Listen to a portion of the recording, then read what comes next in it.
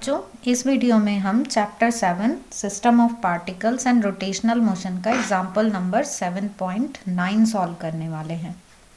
इस क्वेश्चन में हमें गिवन है एक 3 मीटर लॉन्ग लेडर जिसका मास है 20 kg और एक वो फ्रिक्शनलेस वॉल पर टिकी हुई है।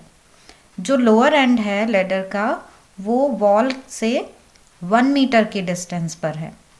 अब इसको हम फिगर में देख के अच्छे से समझ लेंगे। फिर हमें कैलकुलेट करना है यहाँ पर reaction forces of the wall and floor.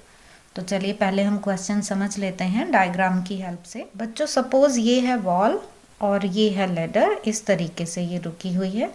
पर यहाँ हम डायग्राम को अच्छे से समझने के लिए ऐसे मान लेते हैं कि ये वॉल है और यहाँ पर ये ऐसे लेडर है।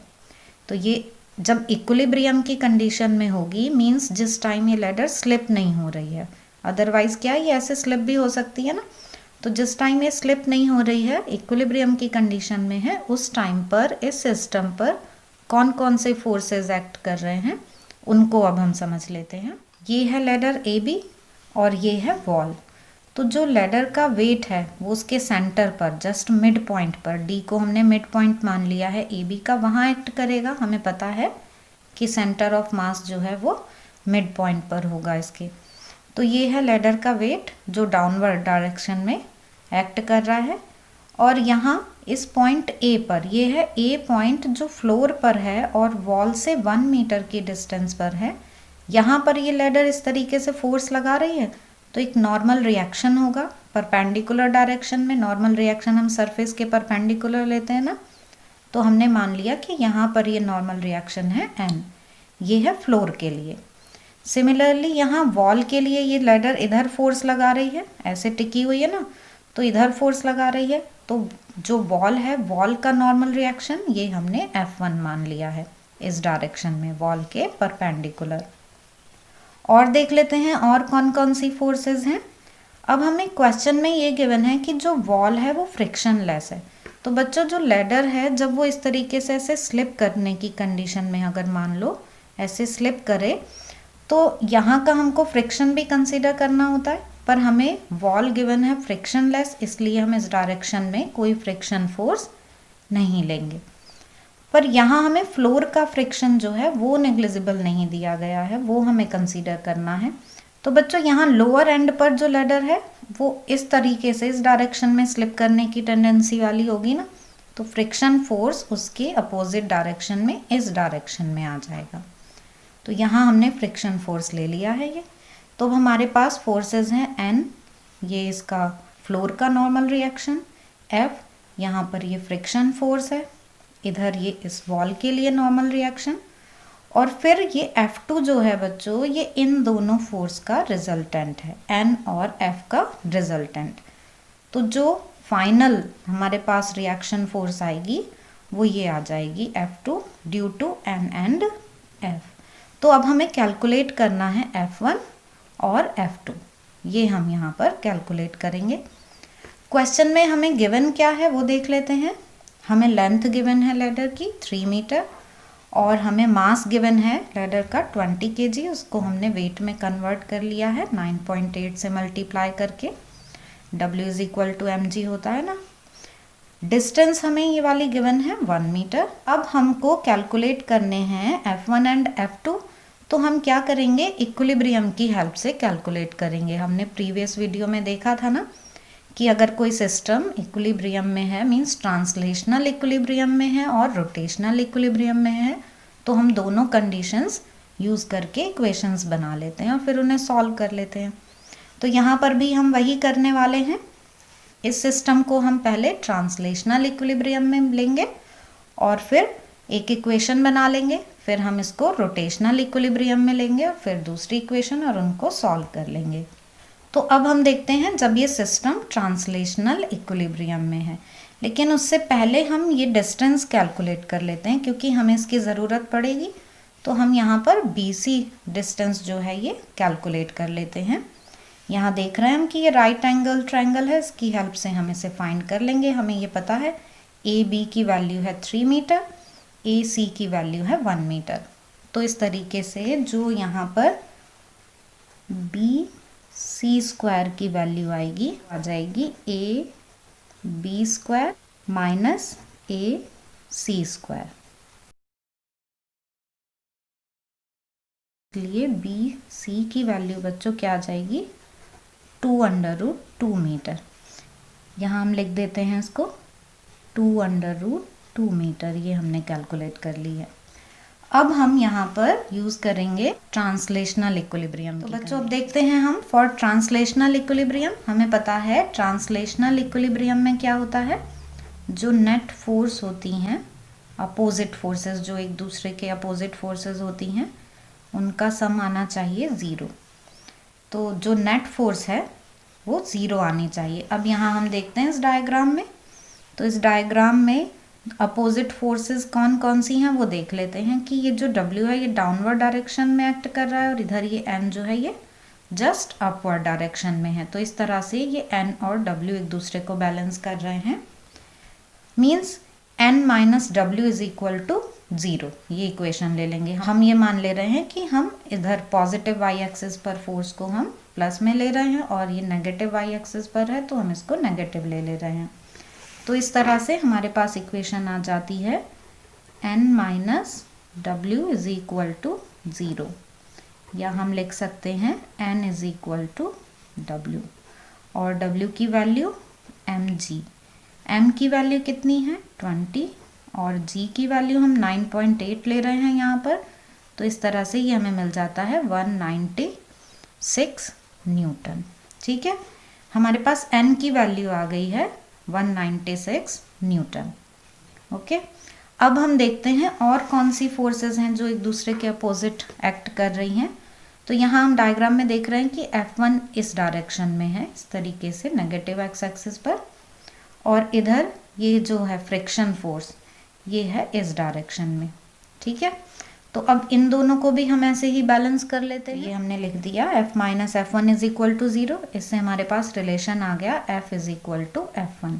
मीन्स अब हम F1 की वैल्यू फाइंड कर लें तो ये F हमें पता चल जाएगा। ये हमने यूज़ की है ट्रांसलेशनल इक्विलिब्रियम की कंडीशन, उससे हमारे पास ये रिलेशन आ गया है और n की वैल्यू हमने फाइंड कर ली है। अब हम यूज़ करेंगे कंडीशन ऑफ रोटेशनल इक्विलिब्रियम। ठीक है, तो बच्चों अब रोटेशनल इक्विलिब्रियम के लिए देख लेते हैं हमने क्या पढ़ा है रोटेशनल इक्विलिब्रियम में, कि हम किसी एक पॉइंट के अबाउट सारे मोमेंट्स लेते हैं और रोटेशनल इक्विलिब्रियम में जो नेट मोमेंट है उसकी वैल्यू 0 आनी चाहिए। मीन्स नेट टॉर्क जो है वो 0 होता है। तो अब यहाँ पर हम ये देख रहे हैं कि अगर हम ये जो टॉर्क है इस पॉइंट A के अबाउट लें तो हमारे लिए सबसे ईजी रहेगा, क्योंकि इस A पॉइंट पर ही ये हमारे पास यहाँ पर ही हम डिफरेंट फोर्सेस देख रहे हैं, और जिस पॉइंट के अबाउट हम टॉर्क लेते हैं अगर उस पर ही फोर्सेस लग रही हैं तो वहाँ उन फोर्सेस की वजह से टॉर्क 0 होता है, क्योंकि A पॉइंट की A से ही डिस्टेंस तो 0 होगी ना। तो यहाँ पर ये जो फोर्सेस लग रहे हैं इन फोर्सेस की वजह से A पॉइंट पर जिसके अबाउट हम टॉर्क ले रहे हैं टॉर्क क्या होगा 0। तो अब बाकी जो फोर्सेस बचती हैं वो कौन सी हैं, एक ये W और एक ये F1। तो हम A के अबाउट टॉर्क लेंगे due to W and F1। तो अब देखते हैं F के लिए, तो F जो है वो किस डायरेक्शन में है, इस डायरेक्शन में। तो इस तरीके से A के अबाउट इसकी डायरेक्शन क्या होगी, एंटी क्लॉकवाइज। ठीक है, और एंटी क्लॉकवाइज टॉर्क को हम मानते हैं पॉजिटिव। इसी तरीके से ये जो W है, W को हम देखें तो इस A के अबाउट ये कैसी डायरेक्शन होगी, क्लॉकवाइज, और क्लॉकवाइज टॉर्क हम लेते हैं नेगेटिव। तो इस तरह से इन दोनों के लिए अब हम जब टॉर्क निकालेंगे A के अबाउट तो F1 की वजह से ये पॉजिटिव लेंगे और यहाँ W की वजह से हम इसको नेगेटिव लेंगे। डिस्टेंस देखते हैं, यहाँ जो फोर्स की डायरेक्शन है वो इस डायरेक्शन में है, तो अब इससे हमें फोर्स की डायरेक्शन के साथ परपेंडिकुलर डिस्टेंस चाहिए A से। तो इसको हम ऐसे मान लेते हैं कि इस डायरेक्शन में है और यहाँ A से जो डिस्टेंस लेंगे परपेंडिकुलर डिस्टेंस A से, वो हमारे पास ये डिस्टेंस आएगी जो BC के इक्वल होगी। मीन्स फोर्स इस डायरेक्शन में है, फोर्स की परपेंडिकुलर डिस्टेंस A से इतनी हो गई जो BC के इक्वल है, इसलिए हमने BC पहले ही कैलकुलेट कर लिया था। दूसरा W के लिए देखें तो इसको हम ऐसे आगे बढ़ाएंगे और A से इसकी परपेंडिकुलर डिस्टेंस AE हो जाएगी। ये टोटल डिस्टेंस है AC, ये E जस्ट मिड पॉइंट पर है, इसलिए ये डिस्टेंस AE आ जाएगी 0.5। अब देख लेते हैं, हम मोमेंट फाइंड कर लेते हैं। फॉर रोटेशनल इक्विलिब्रियम जो नेट टॉर्क लेते हैं हम, वो होता है 0 के इक्वल। और अब हम यहाँ पर कैलकुलेट कर लेते हैं, बस ये मेंशन कर देंगे कि ये हम ले रहे हैं अबाउट पॉइंट A के अबाउट हम टॉर्क फाइंड कर रहे हैं, ठीक है। पॉइंट A के अबाउट हम यहाँ टॉर्क ले रहे हैं। तो अब F1 की वजह से जो टॉर्क है वो लिख लेते हैं F1 इंटू, और डिस्टेंस कितनी हमने देखी कि F1 के लिए हम डिस्टेंस क्या लेंगे, BC, तो यहाँ हम ये BC लिख देते हैं। माइनस, नेगेटिव क्यों ले रहे हैं, क्योंकि ये जो W है, W के लिए हमें ये क्लॉकवाइज डायरेक्शन नेगेटिव लेनी होती है, इसलिए अब हम W के लिए नेगेटिव ले रहे हैं। तो W इंटू डिस्टेंस AE, तो यहाँ आ जाएगा W इंटू AE, और नेट टॉर्क हो गया ये 0। तो अब हम यहाँ से F1 की वैल्यू कैलकुलेट कर सकते हैं। हम सारी वैल्यूज रख देते हैं हम।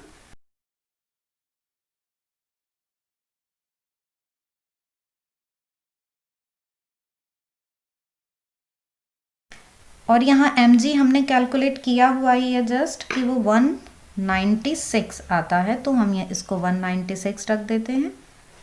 196 इंटू 0.5 अपॉन 2√2। बच्चों कैलकुलेशन आपको जैसे सबसे इजी लगे वैसे ही करनी चाहिए। तो हम ऐसा करते हैं कि 0.5 को भी 1/2 इमेजिन कर लेते हैं। तो इस तरह से 2 और फिर यहाँ पे 1/2, तो 4 से 196 को हमने डिवाइड कर दिया। तो क्या आ गया हमारे पास, ये 49।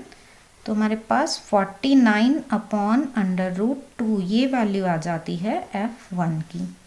और जब हम 49 को डिवाइड करते हैं √2 की वैल्यू 1.414 से, तो हमें वैल्यू मिलती है 34.75 न्यूटन, ठीक है।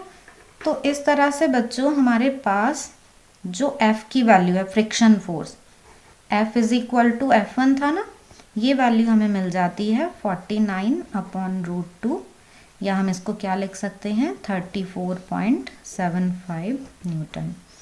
49/√2 हमने इसलिए लिखा है कि आगे हम इस तरह की वैल्यू रखेंगे कि कैलकुलेशन हमें और इजी पड़े। तो बच्चों इस तरह से F1 की वैल्यू तो हमें मिल गई है 34.75 न्यूटन। तो एक आंसर हमारा यहाँ पर ये F1 के लिए आ गया है। अब हमें कैलकुलेट करना है F2, ठीक है। ये F2 कैलकुलेट करना है जो N और F का रिजल्टेंट है। अभी ये हमने पहले से ही ड्रॉ कर दिया है, आप इसको बाद में भी ड्रॉ कर सकते हैं ये देखकर कि एंगल की वैल्यू कितनी मिलती है, मीन्स इसकी डायरेक्शन क्या है, ठीक है। तो हम इसको बाद में ड्रॉ कर सकते हैं।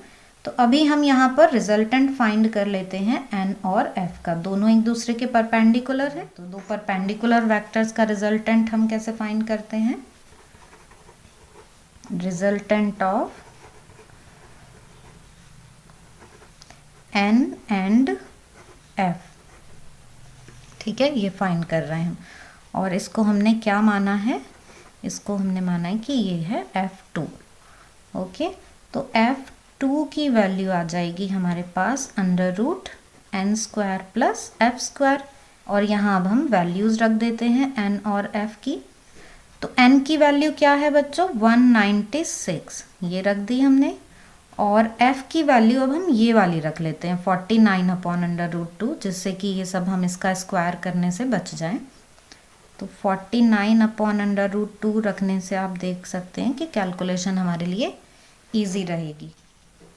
196 को बच्चों हम ऐसे लिख लेते हैं ब्रेक करके, 49 × 4, इनकी मल्टीप्लाई से तो आया था ये, और यहाँ पर ये 49/√2। अब इससे क्या बेनिफिट होगा कि ये 49 जो है ये कॉमन आ जाएगा, ठीक है, स्क्वायर है इनका। तो जब ये बाहर आया तो सिर्फ 49 लिखेंगे हम इसको। और अंदर अब रूट में हमारे पास वैल्यू क्या बच जाती है, 4 का स्क्वायर मीन्स 16। और ये तो 49 तो कॉमन आ गया बाहर, यहाँ 1/√2 का स्क्वायर, तो ये हो गया 1/2। और अब हमारे पास सिंपली क्या आ गया, √3 16 प्लस 0.5, जिसको हम लिख लेंगे 49 अंडर रूट 16.5। अब ये आपके लिए काफ़ी इजी रहेगा 16.5 का स्क्वायर रूट कैलकुलेट करना, क्योंकि हमें पता है 16 का स्क्वायर रूट कितना होता है 4, और फिर जस्ट हमारे पास ये 0.5 जो है वो एक्स्ट्रा है। तो हम इसका जब स्क्वायर रूट फाइंड करते हैं तो ये आ जाता है हमारे पास 49 इंटू 4.06। और अगर आपको स्क्वायर रूट ये फाइंड करना इस तरीके से नहीं आता है तो अभी उसको भी हम एक बार देख लेंगे एंड में कि इसका स्क्वायर रूट कैसे फाइंड करते हैं। अब जस्ट हमें मल्टीप्लाई करना है, तो इनकी हमने मल्टीप्लाई कर दी तो 198.94 ये मल्टीप्लाई करके आ जाता है। तो हमें वैल्यू मिल गई F2 के मैग्नीट्यूड की, ये आ गया हमारे पास मैग्नीट्यूड। ठीक है, अब हमको मैग्नीट्यूड मिल गया है 198.94 न्यूटन। अब हम डायरेक्शन और फाइंड करेंगे कि ये F2 किस डायरेक्शन में आएगा। तो हम ये मान लेते हैं कि ये जो एंगल बना रहा है यहाँ, सपोज ये एंगल है अल्फ़ा। ठीक है, तो अब हम ये अल्फ़ा फाइंड कर लेंगे यहाँ से। तो हम डायरेक्शन फाइंड कर लेते हैं tan अल्फ़ा। tan अल्फ़ा क्या हो जाएगा n/f। ये आप देख सकते हैं ना डायग्राम में कि tan थीटा हम ले रहे हैं ना, तो परपेंडिकुलर अपॉन बेस। तो n/f, n की वैल्यू है 196 और यहाँ f की वैल्यू को हम फिर से क्या रख देते हैं 49/√2। अब ये 49 से 196 इजीली डिवाइड हो जाएगा, 4 टाइम्स ये हमें पता है, तो ये मिल जाएगा हमें 4/√2। बस अब हमें क्या करना है, √2 की वैल्यू रखनी है 1.414 और जस्ट हमें मल्टीप्लाई कर देना है। तो इस तरह से मल्टीप्लाई करके हमें tan अल्फ़ा की वैल्यू मिल जाती है 5.656। ठीक है, अब बच्चों हम टेबल की हेल्प ले सकते हैं अगर, तो हम टेबल की हेल्प से देख लेंगे कि डिग्री में ये एंगल हमें कितना मिलता है। और अगर टेबल अवेलेबल नहीं है तो हम जस्ट इसको alpha is equal to tan inverse करके छोड़ सकते हैं।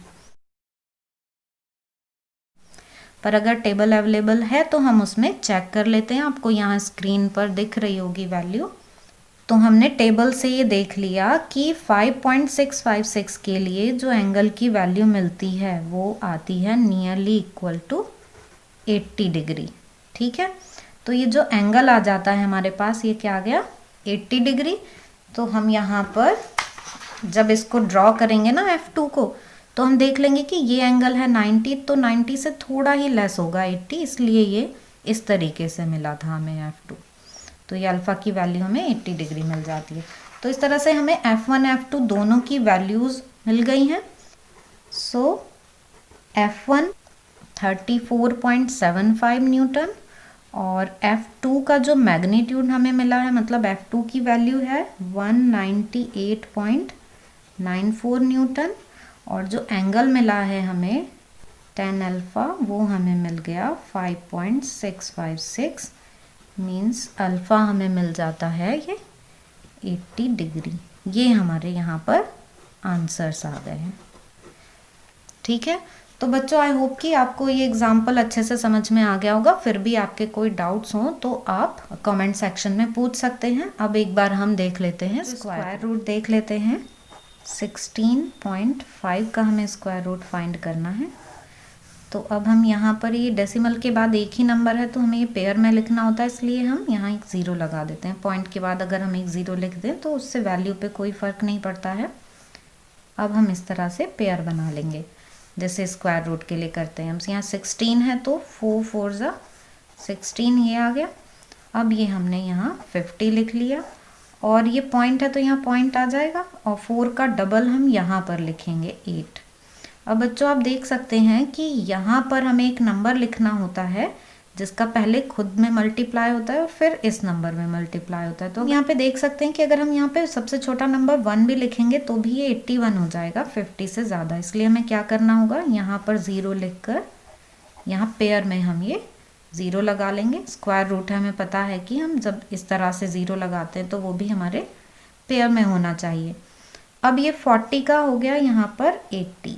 ठीक है, अब हम नंबर लिख सकते हैं यहाँ कोई भी। तो हम देखें कि अगर हम यहाँ पर 6 लिखते हैं तो 6 8 जा 48, जो इससे थोड़ा कम रहेगा तो वो हमारे लिए ठीक रहेगा।